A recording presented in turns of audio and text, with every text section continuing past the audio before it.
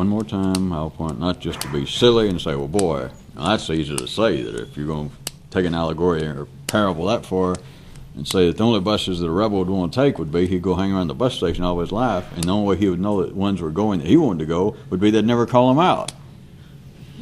Which you could say, well, I dismiss that as just absolute foolishness if it's not allegorical, which let me go ahead and say since we're running out of time, it's not. It's fact. But it's allegory too. But allegory is like for children. Like you tell children, that if you can't afford to buy me anything this Christmas, if you're that sort of person, rather than a fact, you tell them an allegory like, well, I hate to tell you this, kid, but Santa Claus got killed in a car wreck on the Jersey Turnpike. See? It's allegory to try and cover up fact. It's like, grab the kid and stick him right in front of a wall and say, do you see that? But assuming that you have some compassion for the little ones in life. You tell the kid, maybe you tell him to mash his eye, I'm trying to think of something, his eyeballs real hard so that when he looks up the wall, he doesn't see just a wall, he sees these kind of spots and stuff. So you do understand that it is allegory only if you're a simpleton. And if you're watching TV, well, never mind, it's none of my business. If you're a simpleton, then you could take it as being an allegory that if you were standing in life in a bus station, that which seems to be normally available in life, from religions to philosophies to drugs, whatever comes through, if they announce it, is not what you're looking for. And the only thing, if it is taking off, if it is going somewhere, if it is available at the bus station, it is the buses, or the bus, that they never announce. Now, you can take that as an allegory and say, well, that just makes the whole thing impossible, and it's got to be an allegory. So you're back to being a simpleton. I said it is if you're a simpleton. Now, if you're not a simpleton, it's not an allegory, it's a fact. They don't announce it. Except then it gets real interesting, we're running out of time, is they do try and announce everything that is not that. And they announce it in such a way as to advertise that here is a bus going where all of you people want to go somewhere strange, and everybody goes, well, many, many people go, yes, me. And they say, well, this bus is going there, when they know damn well it's not. And it's not a trick. It's not that those running the buses are trying to put something over on you. I mean, they're a hole in their own pocket too. They're not just trying to get into you. They know it's not. And the more that life knows that it's not going anywhere, or it's not going where it says it is, the more they push it.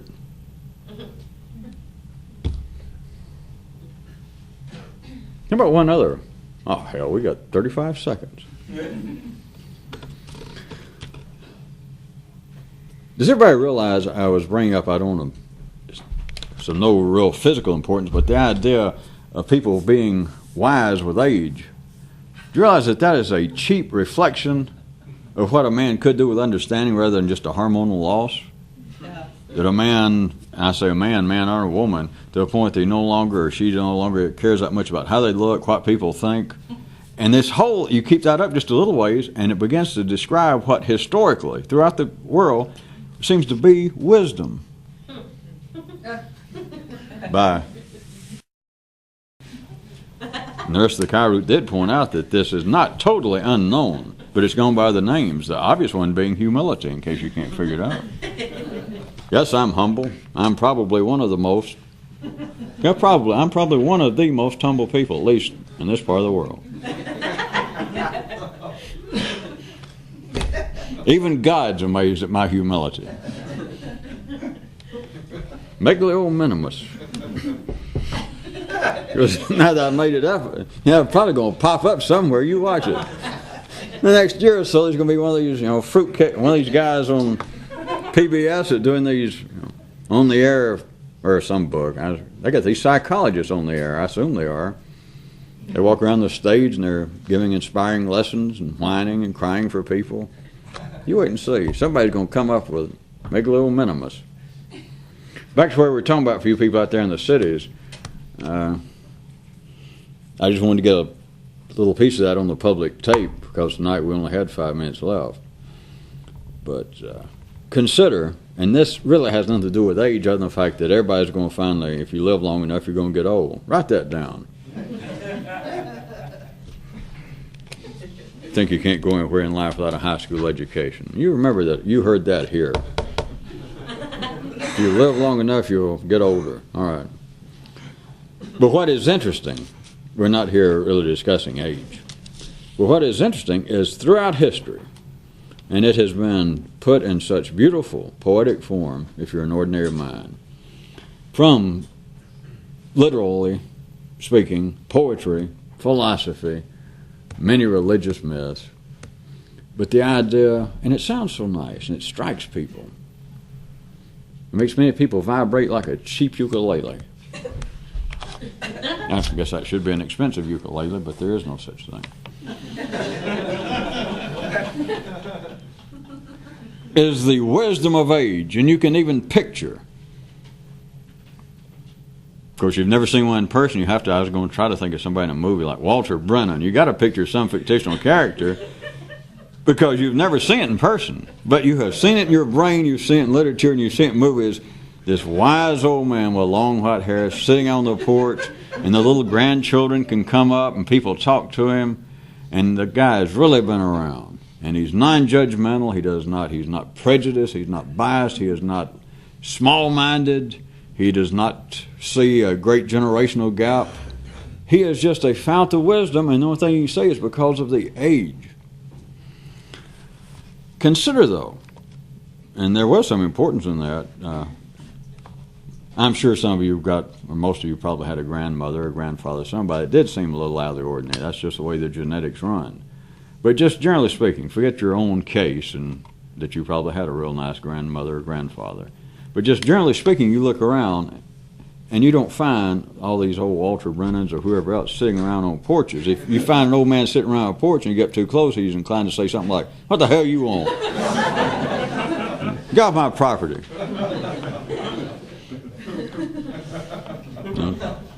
He probably figures, don't trust anybody under 70. But, back to the point, it is already a built-in phenomenon that is not even open to debate ordinarily. That although ordinary people would say not everyone who's old is wise, that they would certainly agree there are plenty of old people that are just geezers and just old red asses and just hotheads. But in general, everyone sane would say there is something inherently correct, valid, expected, that age should bring about a kind of wisdom. But now consider. Now let's just go back to sort of ordinary people, and they don't have to be the archetypical wise old man, nor are they the intolerable, insufferable old soreheads. Just ordinary old people. Somebody gets to be 60 or 70. And the imagined phenomenon of, quote, age equaling wisdom, or should. Consider what is going on, though, that if you ask an ordinary man, and you said, if we're going to picture, and you gave the person this, that we're not talking about anyone in specific, but if you ask an ordinary mind, you understand the idea of a wise old man. You understand the concept of age equaling wisdom. The person will say, yes. And say, all right, how would we describe this kind of old person? They don't have to be educated. They could be uneducated. They could be of a rather unsophisticated nature, but it's just because of their age and because of the tolerance they've had, the broad-minded attitudes they have held throughout life, that the older they got, even the more their tolerance, their comprehension, their sympathy, their understanding of humanity, it just increases with age. The more they see, there's no substitute for it. And the person goes, yeah, all right, yeah, I agree. And you say, all right, how would you begin to describe them? And what I was giving just a little glancing blows before the public tape ran out, the very things that people would begin to describe. Well, they're not aggressive, for one thing. Okay. I mean, you can't have a wise man that's aggressive. Well, you can't. It's only in history that kind of thing almost goes. But anyway, you know you can't. He would not be, when I say aggressive, he would not be aggressive on the basis of a kind of animal hostility, say if it's a man, toward other men. There would also not be the kind of sexual aggression. And I don't mean just in the common sense of being sexually abusive to women now, but that is this old man. You would not expect that if you came up and you were a 30-year-old person, you came by to visit, you wouldn't expect that you're going to the outhouse behind his place to use a bathroom and leave your girlfriend there and come back, and he's trying to attack her. That's just not the sign of a wise man, especially an older wise man. You would not expect him to be vain. I mean, he might be clean if we're going to be close to him. We would hope so. But you don't expect the guy is still trying to save up his money to get a nose job at 80. You don't expect the man. You do not expect him to be vainglorious, right? What else? You don't expect him to be envious of other people's success. You don't expect him to be an old sorehead about complaining with the people down the hall. That old guy he and I, we got through the third grade together, and then he went off to the city and got all smart aleck, and he borrowed some money, and he owns 2 tractors now, and he thinks this. That does not be a wise man. He would not be envious. He would not be mad at someone else's success. I mean, we go through this, and it's just all the kind of common descriptions that you would attribute to a wise man. It would almost be the positive side of the 10 Commandments. All the things they say don't do, he would not be doing. He would not be envious of his neighbor's possessions. He would not be envious of his neighbor's sexual partners. He would not be the kind of man who would bear false witness. He's not going to lie about other people. He's not going to badmouth other people. He's certainly not going to kill other people. He's not going to steal from you. He doesn't seem to be that caught up in possessions. You could, drop your billfold there when you visit and come back 6 months later, 6 hours later, and say, "Did I leave my billfold?" And the man would say, "Yes, I was about to mail it to you. I've been trying to call." You naturally expect all this. Now, I want you to consider, though, if just in that case, somebody did not have to meet, if you're trying to think of some specific example, would not have to meet each and every criteria or example I use, but in general, all of that can also be explained because it's perfect. Wisdom, age equaling wisdom, all that is explained by a man. People won't look at the wall. It's explained simply by this fact. He's simply gotten old. He's no longer, his hormones are not horny enough. He's not going to attack your girlfriend, not because you're there, not because of any decency. He can't any longer get it up. He never even thinks about it. How about that? You leave your money and you drop it there, and literally there he is in his condition where he lives and what he has, and another $100, another $1,000, it means nothing. It's not any kind of great. He doesn't care. Or just think, well, now he's so wise. Many people, the world's full of people always playing the peacock, wondering how they look, what other people think. And he just seems to be so natural. He doesn't seem to be pretentious about his looks. He just don't care. Do you understand that the whole thing, now I have mentioned this before, in case you're missing the subtleness of it, for those of you with those good dictionaries that give the correct alternative pronunciation of subtle. You may have to go to Great Britain, but I'm still right. Check started to say the QE2, but I'm not sure the Canard line's in charge of definitions, but at any rate. But at least the QE2 is large enough that you don't have to use that damn magnifying glass.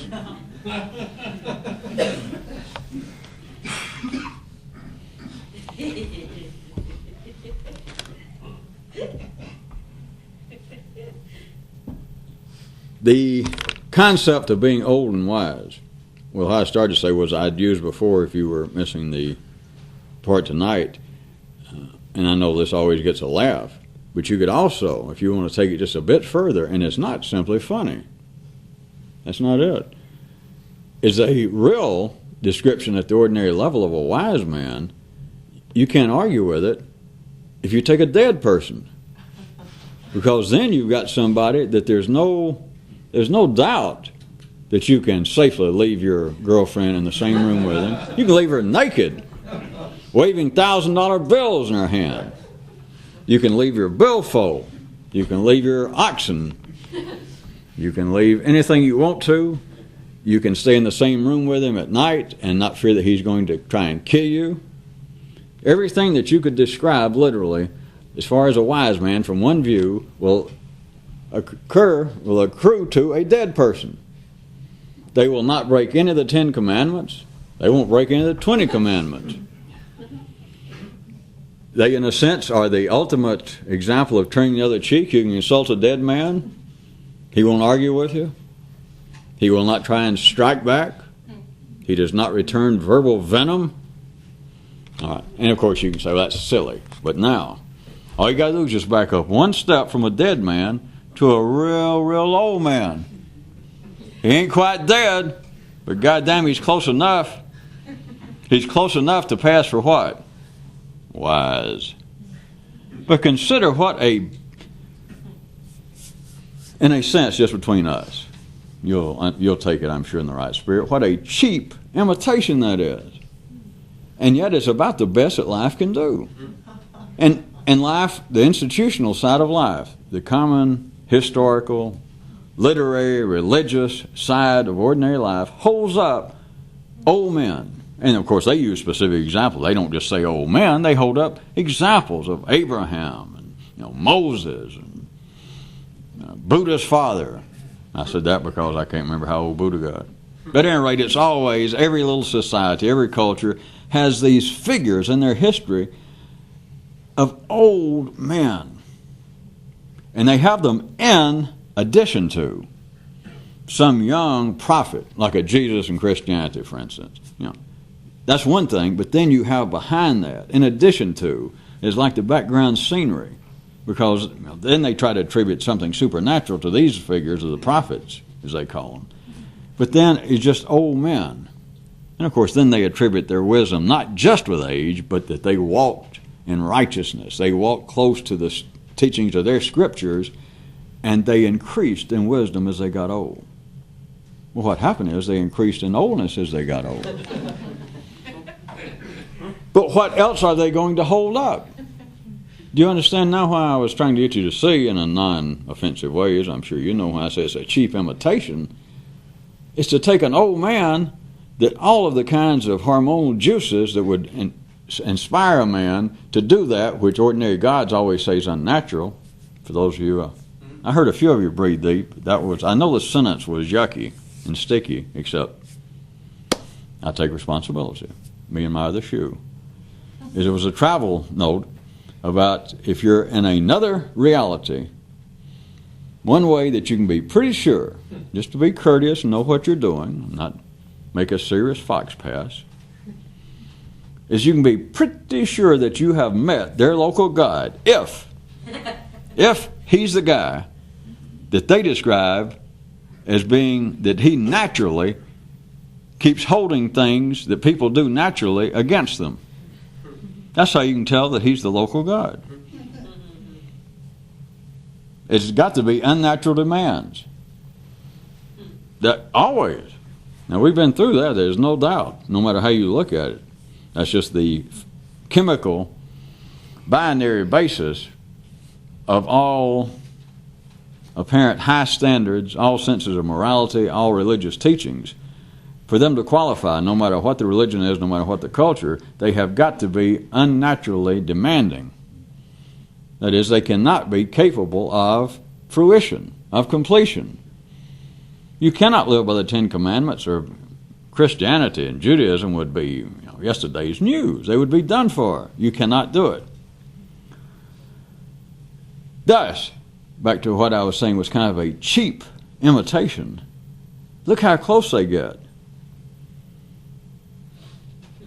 Life through the institutions comes damn close to my little, you might think it's humor, of holding up a dead man as an example of, now here we have before us a real Jew. We people want you to look, or here is a true Muslim, which is kind of overkill, if you know what Muslim is. Here is a true Buddhist. How do you know? He's dead. And then people go, damn, I should have thought of that. And he would be the only example they can hold up. Now, of course, that's silly. We've already agreed to that, right? Silly, silly, silly. But how close do they come? Forget the prophets now. Forget that. Forget Muhammad and Abraham and Moses and Jesus and Buddha themselves. But then those that appear to be capable of some emulation, or it could be you, that they're saying that it's possible. You can't be a Jesus if you're a Christian, but you could be a St. Paul or John or somebody. Or if you're a Jew, you cannot be perhaps Abraham or Moses, but you could have been Aaron or whoever his brother was. Or maybe you couldn't be Buddha, but you could have been his sister. Because, she came around later on in life, she kind of joined in. So it's like there is something possible beyond the supernatural aspect within every religion. They got somebody that they eventually point to and say, hey, there is the way we got out of the closet. There is the black hole that sent us in new information. And so you get past that if you're just ordinary. You're going to be a follower. You're going to be a participant in that institution. Then there's got to be something that seems almost human. There's got to be some goal that seems within the mortal grasp. And it seems to tie directly what they then begin to point at are the patriarchs of the church, the wise old men sitting in the amen corner. Look at them. They don't come here to church. They don't strut. They don't wear old fancy clothes. They wear the same old clothes they've had. They get good old cheap haircuts, or they give one to themselves. They don't go down and spend $30 with a hairstylist. They're not out here trying to pick up all the old widow women in the church. No. But why? Because they're about dead, that's why. But if you're about dead, you can sit there, and if somebody wants to come up to you, assuming you can still hear it all, and the preacher stands behind you, somebody says, there he is, old brother so-and-so. Look at that long white hair. Look how calm he is. I mean, the man is damn near a saint. And assuming that you're not completely overcome by old-timer's disease or Alzheimer, and you still hear a little bit, you hear him say that, and, who's going to bother to say, well, no, I'm not that much, unless he's suffering from megalomaniasis. He's going to let it go. He figures, as old as I am and all the crap I put up with, if they won't think I'm a saint and real wise, what the hell? It doesn't cost anything. I'm here anyway. Plus, he may be too tired to object. Like maybe he wants to say, no, I'm not really that great, but he thinks, Jesus, to do all those hand gestures, I'll have to take more vitamins. I'll wear me out all day. I'll have to take a nap before I get home.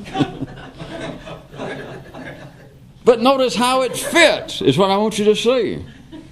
That if we were ordinary trying to do this, God knows under what conditions, it all fits as always, which is the wonderful efficiency of life. It all fits as long as you don't look at it head on. That if you're just out in the ordinary world, they hold up. It's just already built into the wiring system of at least the secondary world. Of course, it's somewhere else, but it's already in the secondary world to the point that no sane person, no civilized person, it does not have to be in a religious context, but no sane, civilized, reasonable, humane person would deny the fact that in general, wisdom either age brings about some wisdom, or it should. That if it doesn't, that in itself is at least some form of an anomaly. That the person did not really live the correct life, or they're doing something wrong, because it should. How can a person live on this planet, just an average person, and be 70 years old and not have learned anything? Of course, that's a great question. And the answer to that is, how come you cannot look right into a wall and go, my God, that's a fucking wall? Well, of course you know why you can't, don't you? You don't have to raise your hands if you don't. All right, raise your damn, no.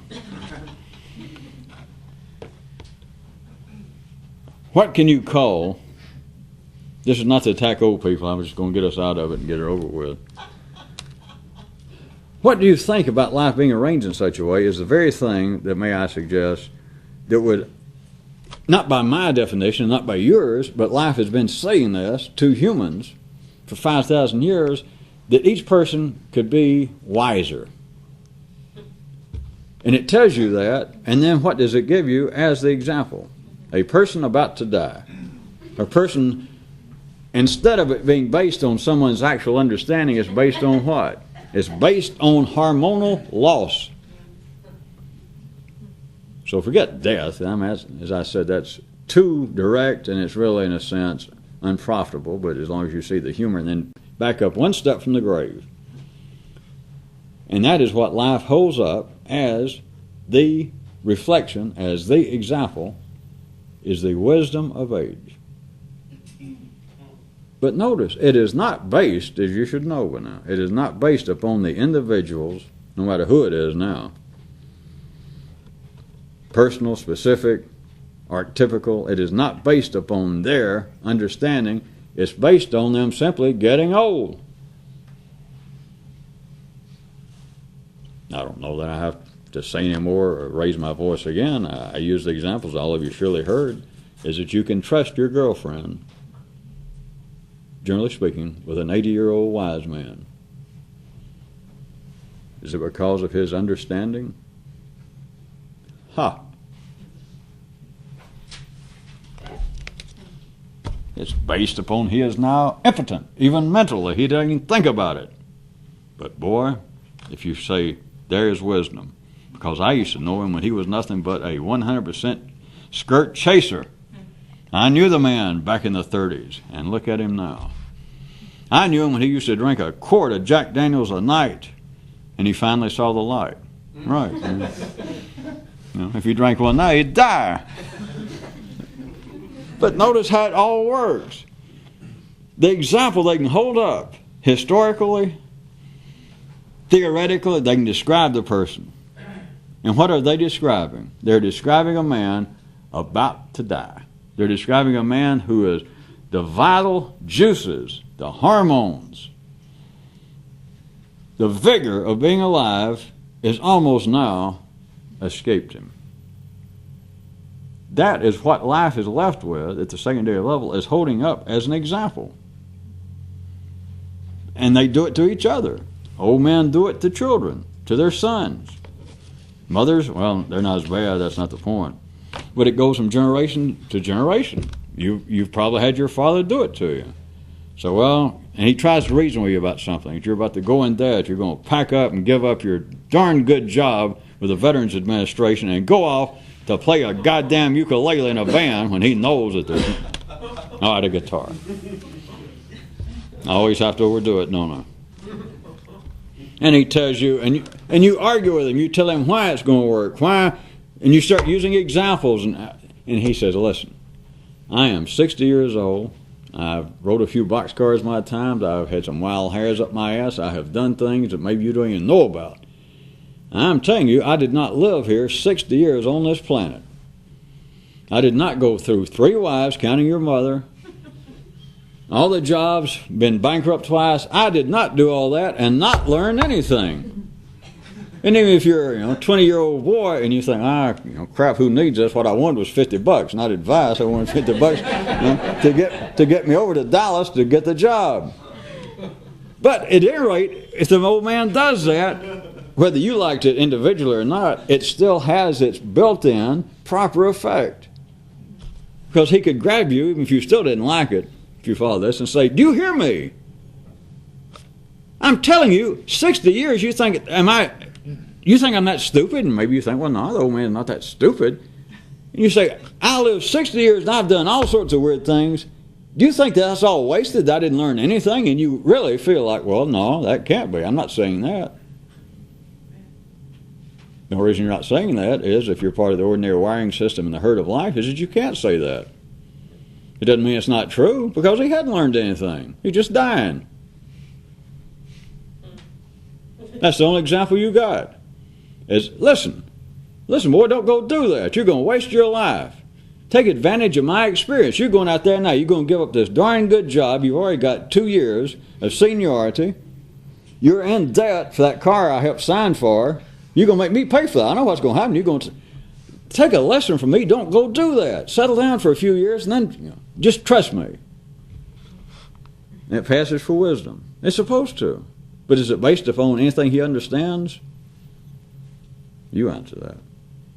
And you don't have to just look at your father. Look at the institutions of life, which is simply your father magnified. The churches. Society. Of course, there are all the Kyroots, at least anybody get the blues out there. Oh, have you got the blues?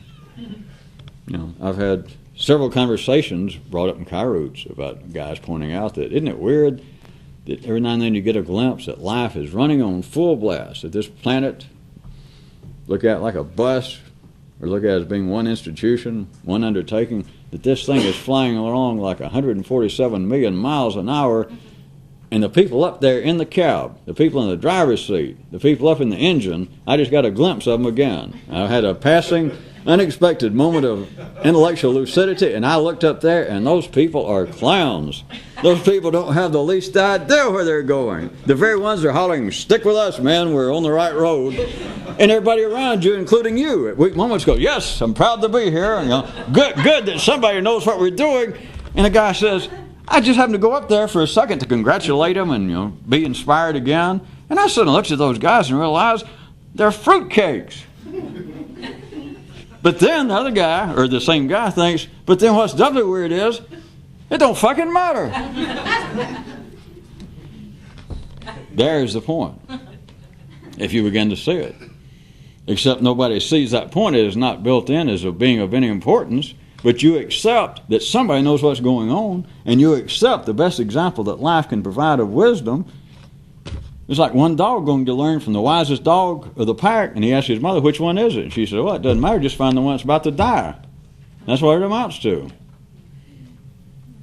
Which may sound easier to grasp physically, primarily, but that's what's going on secondarily. But then consider the alternative, which I wasn't going to do, but here we go. This is even worse. Oh. The alternative, you would think, would be then find someone who is not dying to learn something from. But if you're going to try that, I don't know whether I want to stick here with you. You're going to have to take off your hat, get out in the aisle of the bus, and in some way be able to take that hat you're wearing and turn it so inside out that the bus will start going, not backwards, but at right angles to where it's going now. Because there is no such thing as somebody younger that knows what they're doing that you can hear. And life could have told you that. Yeah, maybe.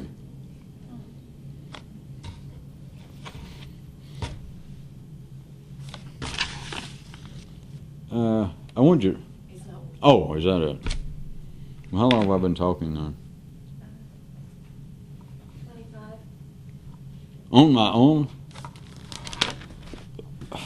Let me run a handful of these. Was there something? No. Well, I will hit a few since there weren't that many.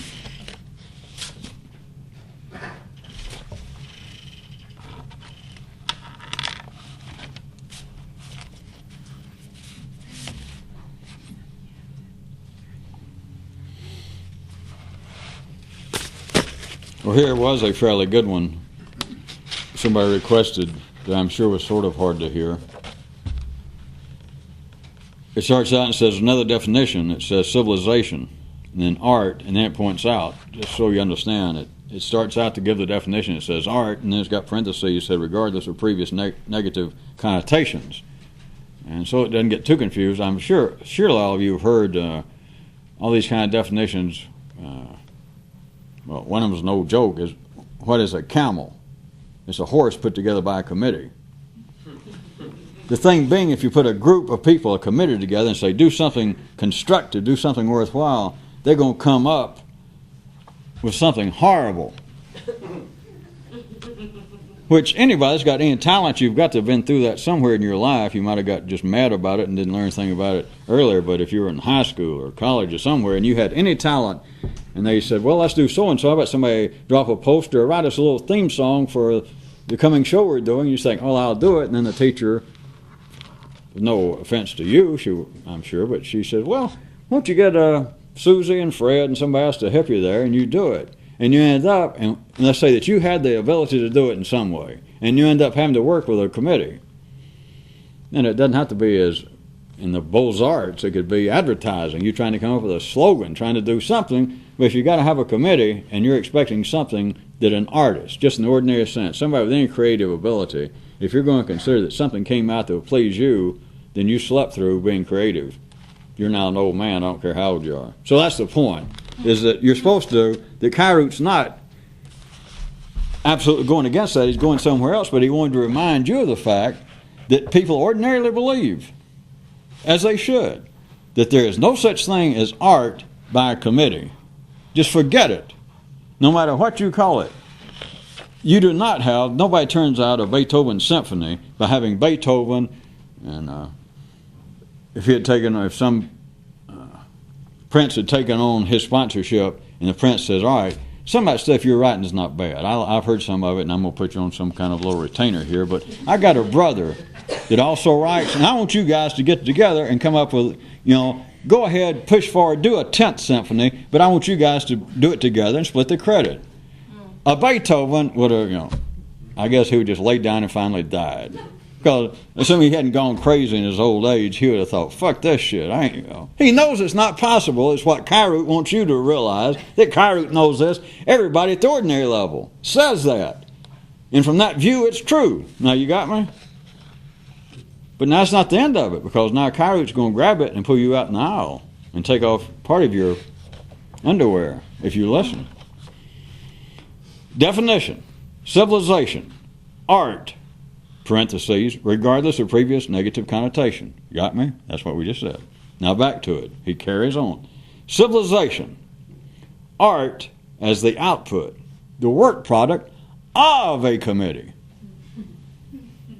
So don't say that it doesn't work. We just did, and that's true, that there is no such thing as a creative piece of work from a committee other than this, civilization. Because that is art that was done by a committee.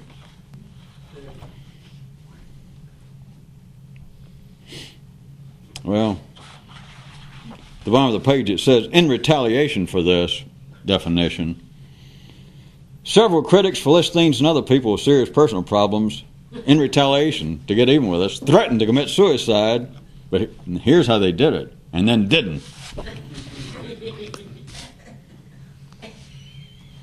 Just wanted to be sure that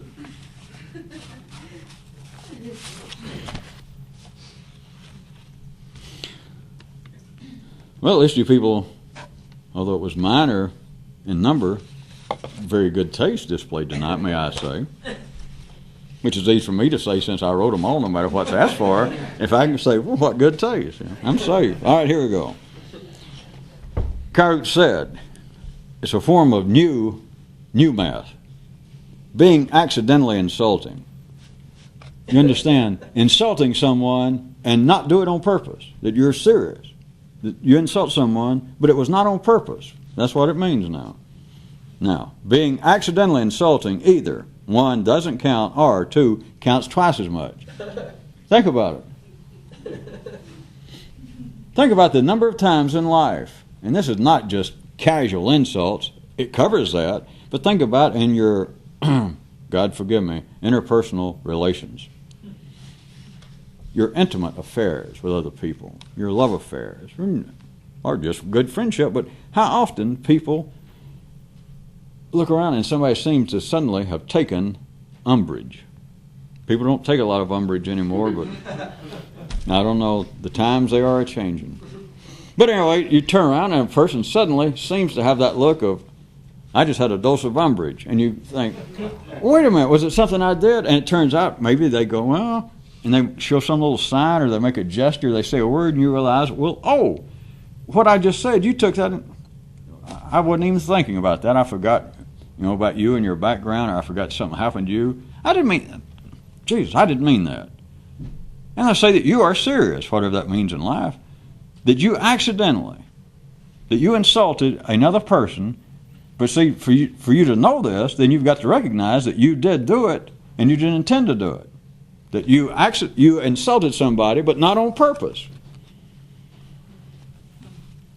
It proves, it comes out 2 things. Either it doesn't count, which is what it should, you would first think, right? Well, if you didn't do it on purpose, it doesn't count. But there's another possibility. It counts twice as bad. You're not only insulting, you're stupid. I wasn't at all sure that was going to get a standing ovation. I'll leave it to your hearts. I hope the Lord and the great cosmic spirits deal with you people's conscience. I always confuse them. With your conscience for you to think later why it is that did not touch you much. I won't stay up all night waiting to hear from you, but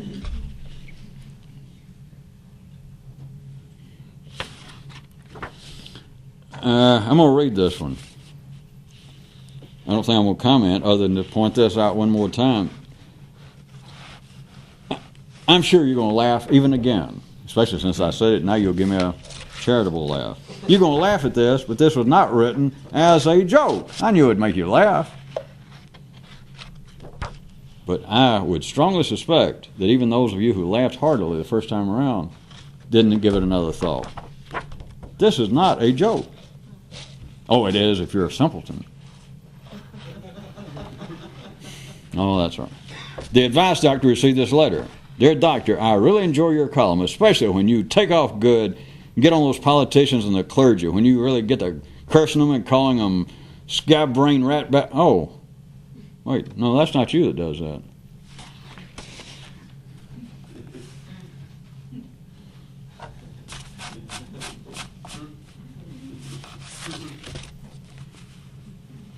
And Kyroot said, in the secondary world, continuity is a metaphor for the lack of it.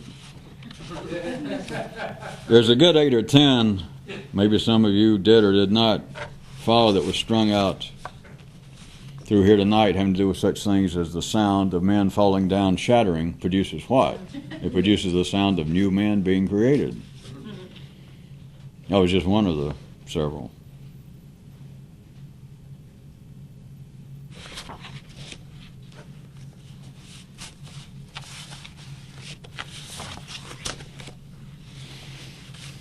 Here's another one I'm fear that not many people got. A man says, how about let's say, an old man gives some advice to the kid. If you talk to a reporter, you won't have any story left. And the kid thought later, is he by any chance actually speaking of self-reference?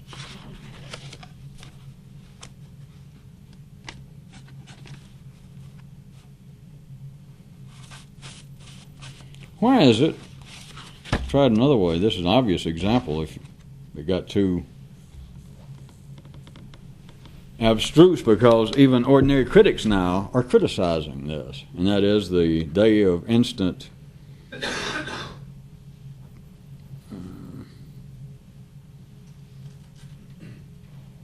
tabloid reporting, from print media to the like an Inquirer, to all these TV shows that are just made up of like almost fake news.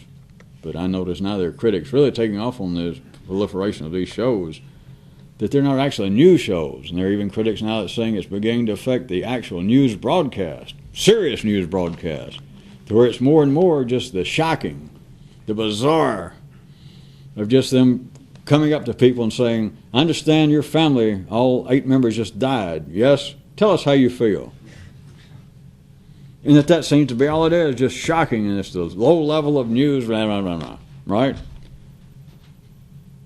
Of course, it's not right. But how about what they think they're criticizing is the very thing that helps pull the secondary world together. It helps keep the herd moving. Is everyone, all the cows, given any chance, you stick a mic up in his face and says, well, I'll redo the old joke. If you don't understand what holds the secondary world together, suddenly a mic is stuck in one of the cow's face and says, well, how did you feel when you saw that poor deranged cow when he leaped from the building early this afternoon? And the cow says, well, I'm sorry, you got the wrong one. I wasn't actually there and saw it. And the reporter says, well, okay, how do you think you would have felt if you'd been there? The point is, nowadays, it's not just nowadays, it just seems like more nowadays, that everyone is going to have the opportunity to tell their story. To tell us how you feel about so-and-so. Well, I didn't see it. Well, tell us how you think you would have felt.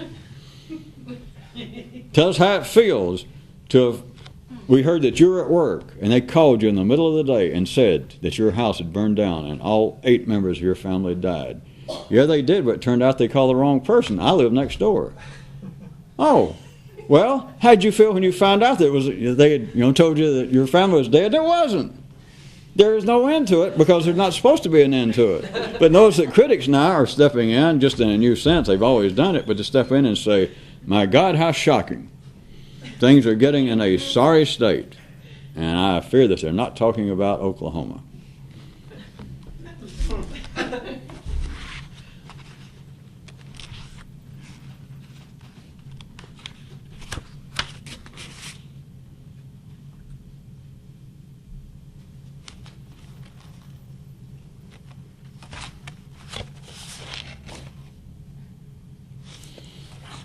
This was from some kind of convention having to do with curious curative knowledge. And somebody got and read a paper. It's another one, good taste in that, because I'm not sure everybody heard this. This guy says, he's the head pathologist of this. He says that the ancient medical treatment of, and I assume I thought you did, bloodletting. That's how they used to treat. The ancient medical treatment of bloodletting was the example that led men into learning how to talk.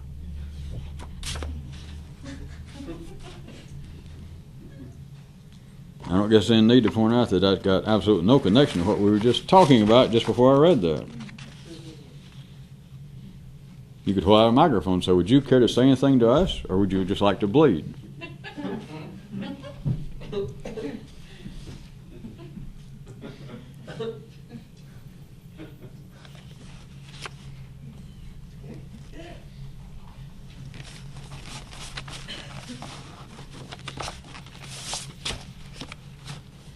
Well, here's one of the several others. It is not necessary, Kyroot said, to make men have faith in matters of the secondary world. The secondary world is faith.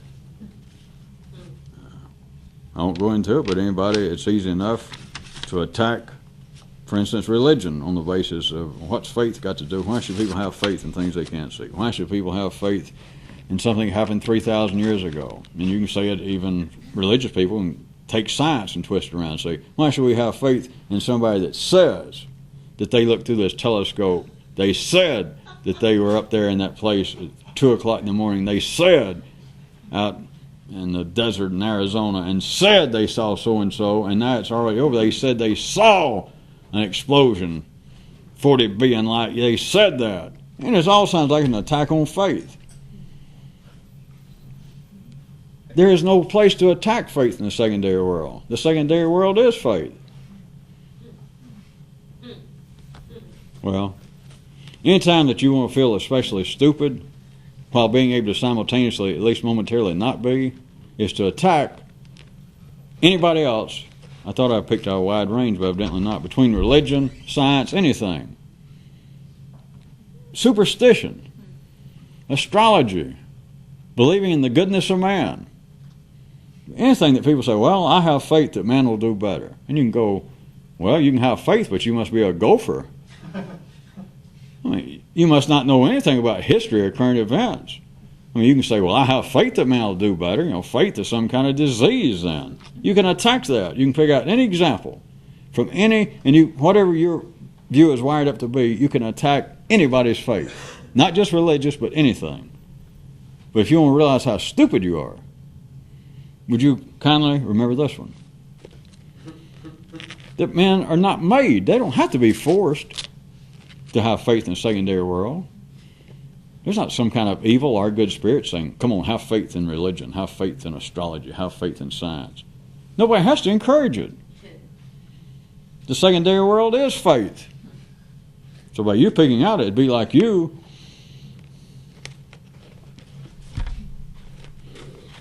I can think of several, but I won't do it. Should I?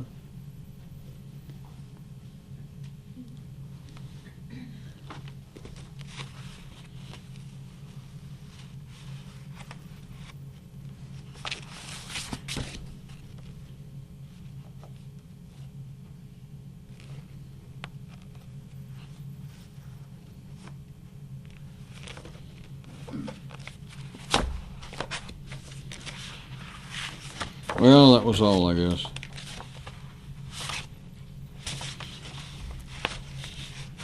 Can I read the last three?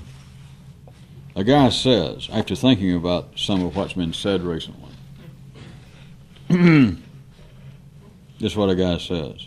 He says, I don't believe that I personally will be sleeping with any more ideas that I would not be sleeping with physically if they had some meat on them. Is it too poetic? God forbid.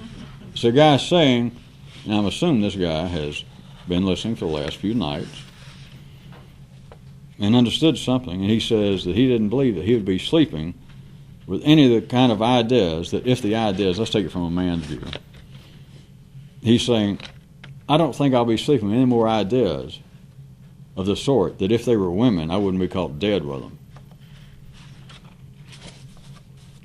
So I guess I was wrong. Maybe a lot of you did understand and you just didn't particularly care for it. I can recognize that look sometimes, that I go through all this trouble thinking, well, maybe they just didn't get it. And I go through all this and I'll look and I realize that some of you, it hadn't changed what you first heard. It's like, yeah, I heard that. And you still don't show any great signs of like, yeah, I heard it. That's the way I heard it the first time and it really changed my life. I was delighted to hear it. You still look like you're, sitting as a model for Kalijah.